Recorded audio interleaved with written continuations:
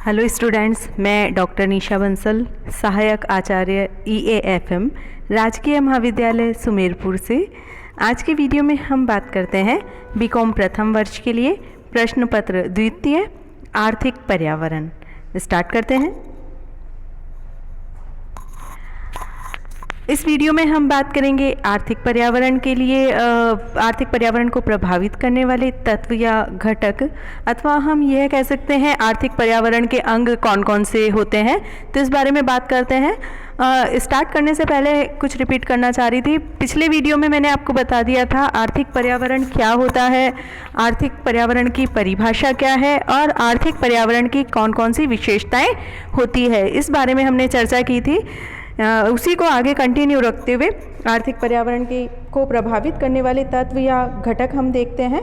तो स्टार्ट करते हैं। आर्थिक पर्यावरण को प्रभावित करने वाले तत्व या घटक। आर्थिक पर्यावरण के बारे में मैंने आपको बताया था कि ऐसी सभी तत्व या घटक या एलिमेंट्स, जो भी शक्तियाँ हैं, चाहे वो सामाजिक है, सांस्कृतिक है या भौगोलिक है या किसी भी प्रकार से प्राकृतिक व्यवस्थाएं हैं, जो किसी भी प्रकार से मनुष्य की आर्थिक या धन उपार्जन संबंधी क्रियाओं को प्रभावित करती हैं, वो सभी क्या कहलाती है, आर्थिक पर्यावरण में सम्मिलित की जाती हैं। तो इसी में ऐसे कौन से फैक्टर हैं जो मनुष्य के आर्थिक क्षेत्र को प्रभावित करते हैं, देखते हैं। फर्स्ट है प्राकृतिक संसाधन। देखिए, प्राकृतिक संसाधन क्या होगा, नेचुरल रिसोर्सेज क्या हैं। तो नेचुरल रिसोर्सेज के अंतर्गत क्या सम्मिलित होता है, सबसे पहले तो हम बात करते हैं प्राकृतिक संसाधन मतलब हो गया भूमि या मिट्टी कहाँ कैसी है उस क्षेत्र की, खनिज संपदा किस प्रकार की है, जल संपदा कैसी है, वनस्पति किस प्रकार की है, या हम ये कह सकते हैं कि धरातल की बनावट कैसी है। धरातल की बनावट यानी कि पहाड़ ज़्यादा है या पठारी एरिया है या रेतीला एरिया है, रेगिस्तान जिसमें हम इंक्लूड कर सकते हैं, पथरीला है, किस प्रकार का वहाँ का धरातल है। तो और साथ ही जलवायु, वर्षा, ये सभी तत्व प्राकृतिक संसाधनों में सम्मिलित किए जाते हैं। अब ये सभी तत्व भी मनुष्य की आर्थिक क्रियाओं को प्रभावित करते हैं। एक नेचुरल सी बात है कि जिस क्षेत्र का प्राकृतिक संसाधन जैसे होंगे, उस क्षेत्र का प्रोडक्शन भी उसी प्रकार का होगा।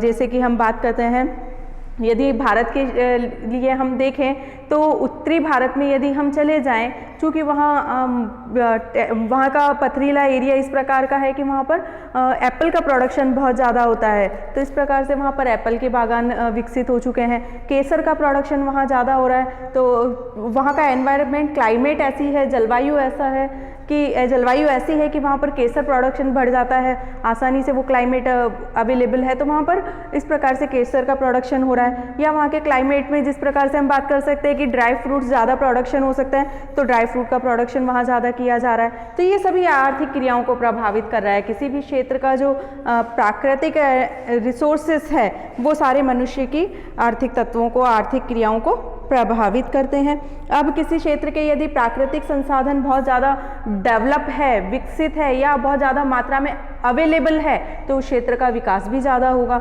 जिन क्षेत्रों में प्राकृतिक संसाधन कम अवेलेबल है, उन क्षेत्रों का विकास भी कम होता है। जैसे कि राजस्थान की यदि हम बात करें, तो पश्चिमी राजस्थान में यदि हम जाते हैं, जैसलमेर, बाड़मेर साइड में, तो वहाँ आप देखिए कि सारा रेतीला एरिया है, वहाँ पर प्राकृतिक संसाधन बहुत प्रचुर मात्रा में अवेलेबल नहीं है। तो इसका इफेक्ट हुआ है कि उन जिलों का विकास भी बहुत ही कम हुआ है, या हम देख लें वहाँ जनसंख्या का घनत्व भी बहुत ही कम पाया जाता है। तो इस प्रकार से प्राकृतिक संसाधनों की प्रचुरता या कमी भी आर्थिक क्रियाओं को प्रभावित करती है। नेक्स्ट देखिए, मानवीय संसाधन, ह्यूमन रिसोर्सेस। देखिए, मानवीय संसाधन यानी कि जितना भी किसी भी देश में प्रोडक्शन होता है, उस प्रोडक्शन को करने वाला, यानी कि उत्पादन को करने वाला और उत्पादन का उपभोग करने वाला कौन होता है, मानव। यदि मानव नहीं है तो प्रोडक्शन कार्य नहीं किया जा सकता और उस प्रोडक्शन का उपभोग भी मानव द्वारा किया जाता है। तो मानवीय संसाधन भी आर्थिक क्रियाओं को प्रभावित करते हैं। देखिए, यदि मानवीय संसाधन बहुत कुशल हैं और उनकी एफिशिएंसी बहुत अच्छी है, जिसको हम बोल सकते हैं कि यानी कि यदि मानवीय संसाधन प्रचुर मात्रा में उपलब्ध हैं और साथ ही कुशल भी है, कार्यकुशल है, बुद्धिमान है, स्वस्थ है, सबसे बड़ी बात, तो वो अच्छा काम करेंगे। प्रशिक्षित है तो उस देश का विकास बहुत तेज़ी से होगा, उस एरिया का विकास तेज़ी से होगा। इसके विपरीत यदि हम देखें कि किसी भी क्षेत्र में यदि मानवीय संसाधन प्रशिक्षित नहीं है, कम शिक्षित है या स्वस्थ नहीं है किसी भी प्रकार से, उनमें किसी भी प्रकार की कोई बीमारी है या बुद्धिमान नहीं है, तो उस एरिया में आर्थिक विकास भी कम होगा। तो इस प्रकार से मानवीय संसाधन की उपलब्धता और मानवीय संसाधन की क्वालिटी किस प्रकार की है वो भी आर्थिक पर्यावरण को प्रभावित करेंगे। नेक्स्ट देखते हैं सामाजिक एवं सांस्कृतिक व्यवस्था, सोशल एंड कल्चरल सिस्टम। देखिए, सामाजिक और सांस्कृतिक व्यवस्था किसी भी क्षेत्र की आर्थिक पर्यावरण को प्रभावित करती है। किस प्रकार से प्रभावित करती है देखते हैं। देखिए, किसी भी क्षेत्र में यदि समाज बहुत डेवलप है, वो आधुनिक विचार रखते हैं, प्रगतिशील है, उनका देखने का नज़रिया बहुत डेवलप हो चुका है, तो वो समाज विकास करेगा।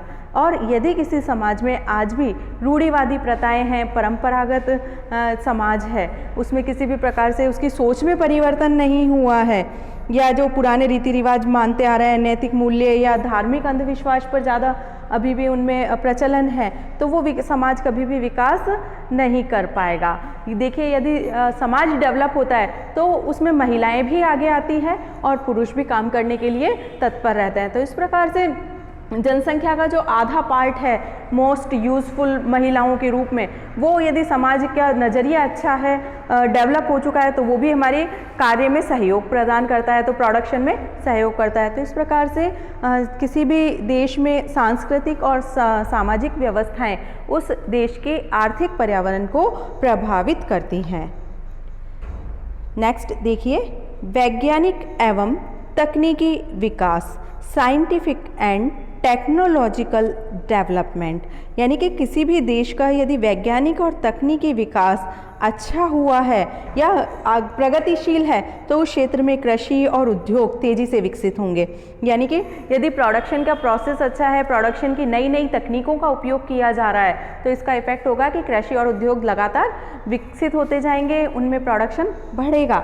लेकिन अगर किसी देश में रिसर्च और डेवलपमेंट, शोध अनुसंधान के कार्य नहीं किए जाते, तकनीकी विकास नहीं हुआ है, वही परंपरागत पुरानी तकनीकों से काम लिया जा रहा है, तो वहाँ पर प्रोडक्शन भी नहीं बढ़ पाएगा और उत्पादन नहीं बढ़ पाएगा, तो सीधा सा है आर्थिक विकास वहाँ का नहीं हो पाएगा।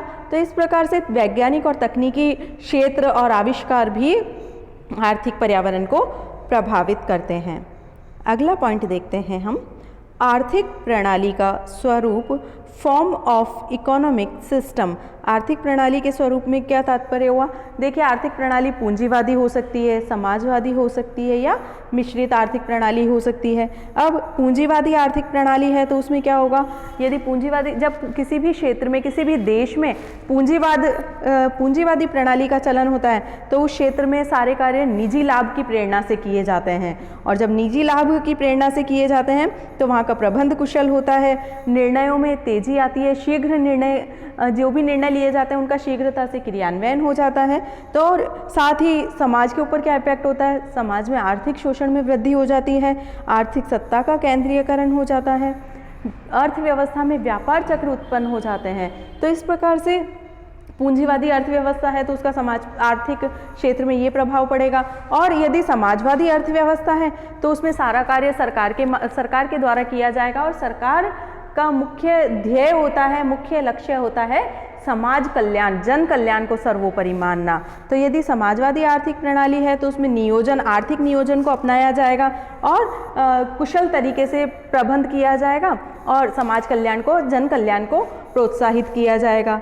इसके विपरीत यदि मिश्रित आर्थिक प्रणाली है, जैसे कि हमारे देश में आप देख सकते हैं, सार्वजनिक क्षेत्र और निजी क्षेत्र दोनों संयुक्त रूप से मिलकर कार्य करते हैं, दोनों का अस्तित्व पाया जाता है। तो इस प्रकार से यदि मिश्रित आर्थिक प्रणाली है तो उनमें इन दोनों ही प्रणालियों के दोष दूर हो जाते हैं। जो पूंजीवाद और समाजवाद थे इनके दोष दूर हो जाएंगे और उसके आधार पर विकेंद्रीकरण, सामाजिक हित, ये सारी, या जिसको हम बोल सकते हैं सार्वजनिकरण, सार्वजनिक हित, सार्वजनिक क्षेत्रों का विकास, ये सारी चीज़ें इसमें देखने को मिलेगी। तो इस प्रकार से आर्थिक प्रणाली का स्वरूप भी आर्थिक पर्यावरण को प्रभावित करेगा। मिश्रित अर्थव्यवस्था में या उचित आर्थिक प्रणाली अपनाकर देश के तीव्र विकास को प्रोत्साहित किया जा सकता है। नेक्स्ट पॉइंट हम देखते हैं, शासन प्रणाली। देखिए, शासन प्रणाली, सिस्टम ऑफ गवर्नमेंट, गवर्नमेंट का क्या सिस्टम, गवर्नमेंट ने क्या सिस्टम अडॉप्ट किया है। जैसे कि आप देख सकते हैं हमारे देश में गवर्नमेंट ने शासन प्रणाली में बिल्कुल जो हमारी निम्न इकाई है सरकार की, वो है पंचायत समिति और ग्राम पंचायत। तो ग्राम पंचायत के माध्यम से विकेंद्रित शासन व्यवस्था को अपनाया है। और जब इस प्रकार से विकेंद्रित शासन व्यवस्था है तो उसका इफेक्ट क्या होता है, प्रत्येक व्यक्ति अपनी समस्या बता सकता है, ग्राम पंचायत में सरपंच और पंच के माध्यम से सरकार तक पहुंचा सकता है, तो उनका समाधान भी शीघ्र हो जाता है। तो किस प्रकार की शासन प्रणाली अपनाई है सरकार ने, यदि समाजवादी व्यवस्थाएं हैं, साम्यवादी शासन व्यवस्था है, तो उन पर सामूहिक स्वामित्व हो जाएगा उत्पादन के साधनों पर, और केंद्रीय नियोजन भी होगा, जिसका इफेक्ट होगा कि तीव्र आर्थिक विकास होगा। तो इस प्रकार से सरकार ने किस प्रकार की शासन प्रणाली अपनाई है, ये डिपेंड कर, ये सारी चीज़ें एक अर्थव्यवस्था में आर्थिक प्रणाली को, आर्थिक पर्यावरण को प्रभावित करते हैं। नेक्स्ट देखिए, बाजार की स्थितियाँ, मार्केट की कंडीशंस क्या हैं। मार्केट की कंडीशन, बाजार में क्या स्थिति हो सकती है, पूर्ण प्रतिस्पर्धा विद्यमान हो सकती है, एकाधिकार की व्यवस्था, एकाधिकारी स्थिति हो सकती है, या अपूर्ण प्रतिस्पर्धा विद्यमान हो सकती है। अब यदि किसी भी मार्केट में पूर्ण प्रतिस्पर्धा विद्यमान है तो इसका इफेक्ट क्या होगा, वहाँ पर लागतें कम होंगी, क्योंकि परिवहन के साधन बिल्कुल, परिवहन लागतों का अभाव पाया जाता है उनमें। ये हम पढ़ेंगे पूरा डिटेल में बिजनेस इकोनॉमिक वाले पेपर में, तब और ज़्यादा क्लियर हो जाएगा आपको। तो पूर्ण प्रतिस्पर्धा की स्थिति यदि विद्यमान है तो वहाँ पर अति उत्पादन, कम लागत, सामान्य लाभ जैसी व्यवस्थाएं पाई जाएंगी। यदि एकाधिकार है किसी भी अर्थव्यवस्था में तो ऐसी सिचुएशन में कम उत्पादन होगा, उत्पादन की लागत अधिक होगी, कीमतें बहुत ज़्यादा होंगी, उपभोक्ताओं का शोषण करने की प्रवृत्ति पाई जाएगी। और यदि हम बात करें अपूर्ण प्रतिस्पर्धा की, तो अपूर्ण प्रतिस्पर्धा के अंतर्गत उत्पादन कम होगा और विज्ञापन लागतों में वृद्धि हो जाएगी, गलाघात प्रतिस्पर्धा यानी कि बहुत ज़्यादा प्रतिस्पर्धा की विद्यमानता पाई जाएगी। तो इस प्रकार से किस प्रकार की बाजार की स्थिति है वो भी देश में आर्थिक पर्यावरण को प्रभावित करती हैं।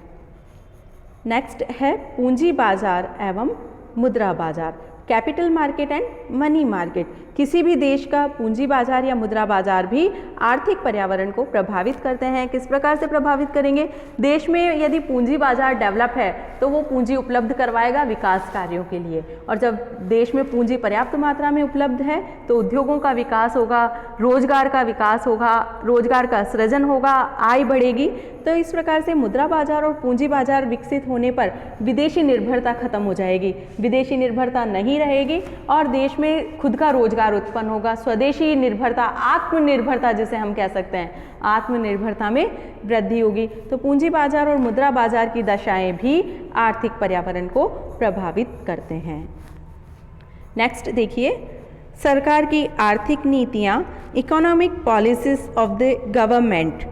देखिए, सरकार की आर्थिक नीतियाँ कौन सी हैं, औद्योगिक नीति हो सकती है, लाइसेंस नीति हो सकती है, कोई भी एग्रीकल्चर पॉलिसी या कृषि नीति हो सकती है, जो हमारे देश में मॉनेटरी पॉलिसी, फिस्कल पॉलिसी यानी कि मौद्रिक नीति और राजकोषीय नीति भी सरकारी नीति में सम्मिलित होती है, देश की श्रम नीति हो सकती है, मूल्य नीति हो सकती है, या रोजगार से संबंधित कोई नीति हो सकती है सरकार की।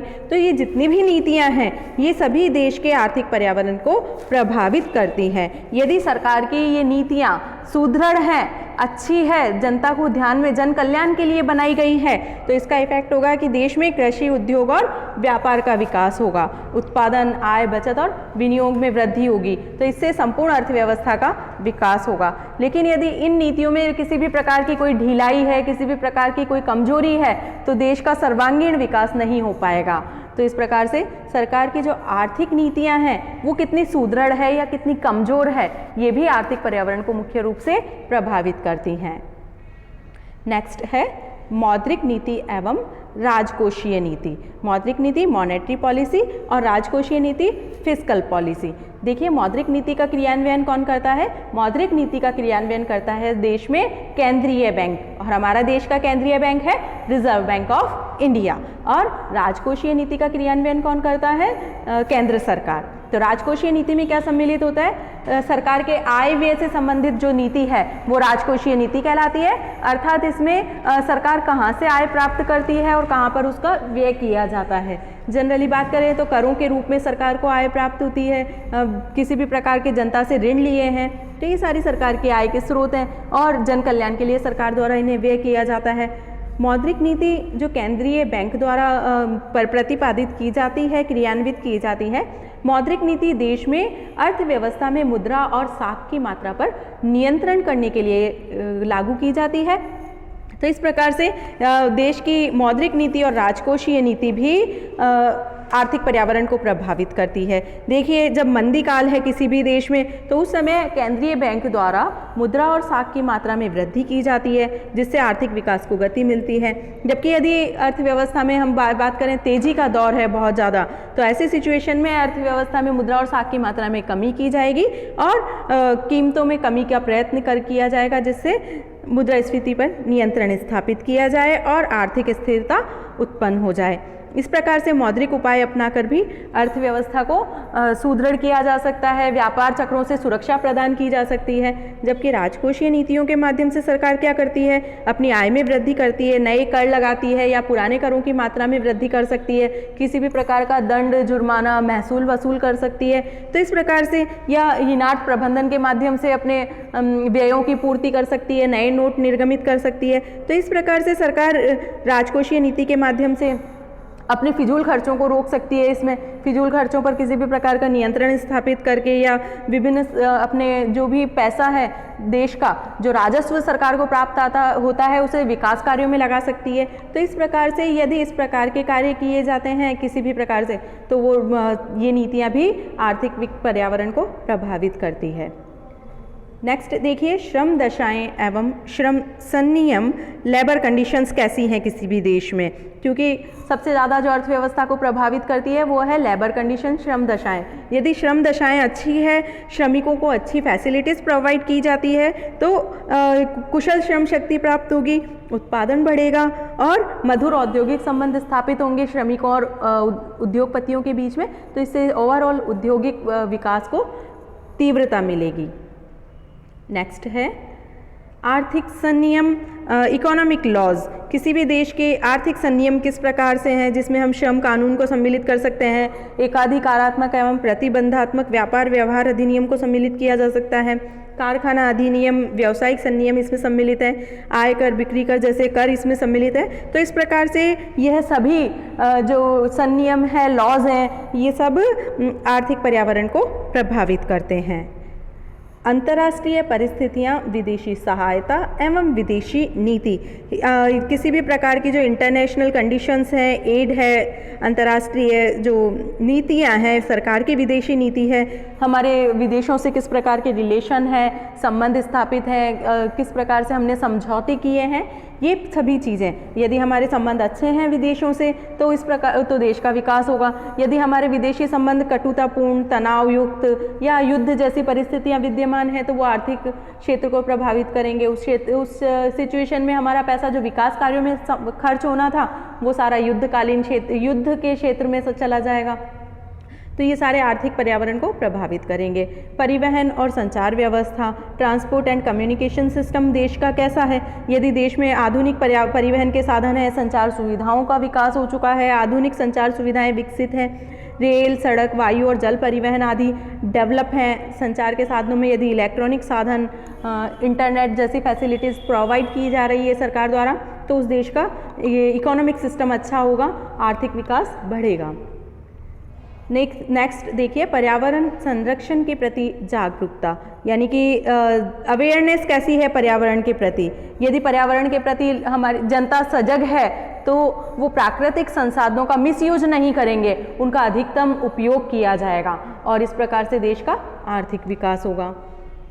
साहसी एवं नवप्रवर्तन, देखिए एंटरप्रेन्योर एंड इनोवेशन, देश के जितने भी संसाधन हैं उनका उपयोग अच्छी प्रकार से तब तक नहीं किया जा सकता जब तक देश में नवप्रवर्तन या कुशल साहसी उपलब्ध नहीं है। जब कुशल साहसी उपलब्ध होंगे तो ही इन चीज़ों का विदोहन किया जा सकता है। और विकासशील देशों में सबसे बड़ी प्रॉब्लम क्या होती है, प्राकृतिक संसाधन की तो प्रचुरता होती है लेकिन उन्हें यूज़ करने के लिए योग्य साहसी उपलब्ध नहीं होते, इसलिए हमें विदेशी साहसियों को आमंत्रित करना पड़ता है, विदेशी पूंजी को आमंत्रित करना पड़ता है। तो इस प्रकार से यदि हमारे देश में साहसी और नवप्रवर्तन का विकास होगा, अच्छे रूप से उपलब्ध होंगे तो देश में आर्थिक विकास को प्रोत्साहन मिलेगा, आर्थिक पर्यावरण पर उसका प्रभाव पड़ेगा। शिक्षा प्रणाली, एजुकेशन सिस्टम कैसा है। यदि एजुकेशन सिस्टम हमारा जिसको हम बोल सकते हैं कि आवश्यकता के अनुसार है तो बेरोजगारी जैसी समस्याएं अपने आप ही सॉल्व हो जाएगी।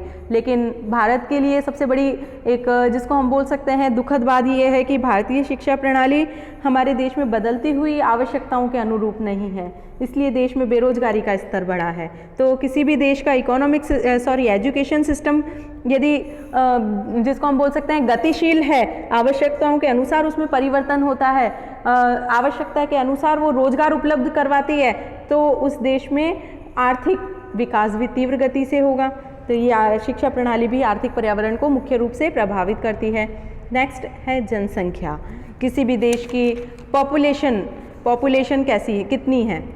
यदि बहुत ज़्यादा मात्रा में उपलब्ध है और प्राकृतिक संसाधनों के अनुपात में ज़्यादा है तो फिर उस देश में विकास की गति कम हो जाती है। लेकिन यदि पर्याप्त मात्रा में उपलब्ध है, जितनी मात्रा में हमारे पास संसाधन उपलब्ध हैं उसके अनुपात में पर्याप्त मात्रा में उपलब्ध हैं, तो इसका इफेक्ट होगा कि देश का औद्योगिक विकास बढ़ेगा, देश में तीव्र गति से विकास होगा, बेरोजगारी, भुखमरी, गरीबी जैसी समस्याएं उत्पन्न नहीं होंगी और देश गति करेगा विकास की ओर। इस प्रकार से जनसंख्या भी आर्थिक पर्यावरण को प्रभावित करती है।